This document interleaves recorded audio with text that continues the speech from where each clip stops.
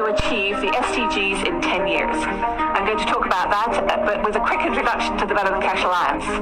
We're hosted by the United Nations, and we are an alliance of governments and companies and international organizations that are each committed, each has to commit before they join the alliance to moving away from cash to some form of digital option. We've got to solve this problem.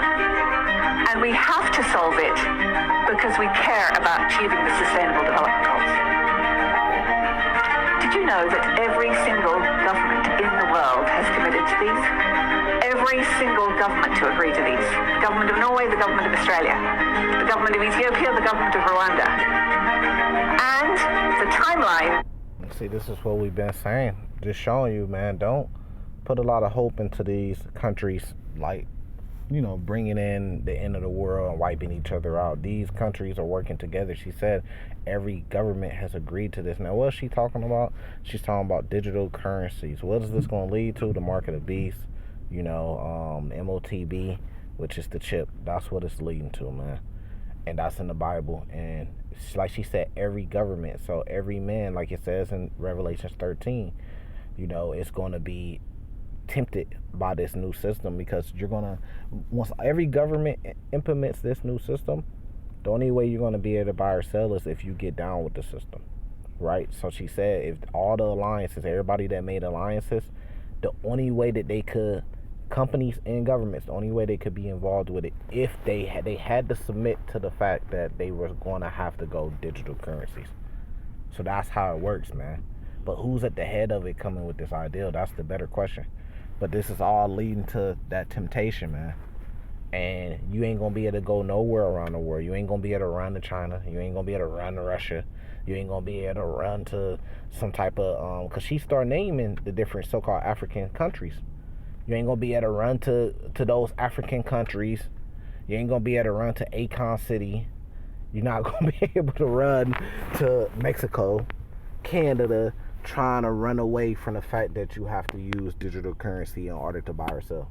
Wherever you go, you're going to have to use these things in order to buy or sell. And if you don't have the MOTB, you're not going to be able to buy or sell, which means that you're not going to be able to protect and provide for your family. You're going to be pretty much an outcast. Now, we also believe that our Lord is going to make a place for us. It speaks about it in Ezekiel chapter 20. He's going to bring us into the wilderness of the people. So we also believe that our Lord is going to make a place for us in the wilderness where he's going to provide for us the same way the Israelites were in the wilderness after they left Egypt, and the Lord provided for them by, you know, rain and manna from the chariots from the skies, you know. So we believe that same thing is going to happen again. Our Lord is going to provide for us until the end comes, you know, because we're not going to be able to survive in these systems.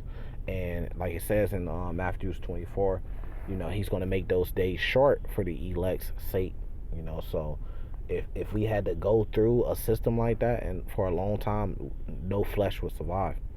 We wouldn't survive. So, but our Lord's going to make it short for the elect's sake so we could be saved, man. But it's just showing you, this is just like a little reel that I seen on social media. But this lady is really speaking. These leaders are really meeting up, having these conferences and stuff like that about this agenda, and this is the world agenda, and this is what we've been telling you, you know. So, you know, I was kind of breaking the truth down to a brother, you know, he's in a church, but he was asking me, and you know, I broke a little bit down to him. He left, then he pulled back up on me like, man, I had to come back for more. I'm like, see, that's the good gospel. The things how I was breaking it down to him, it was penetrating to his soul, man.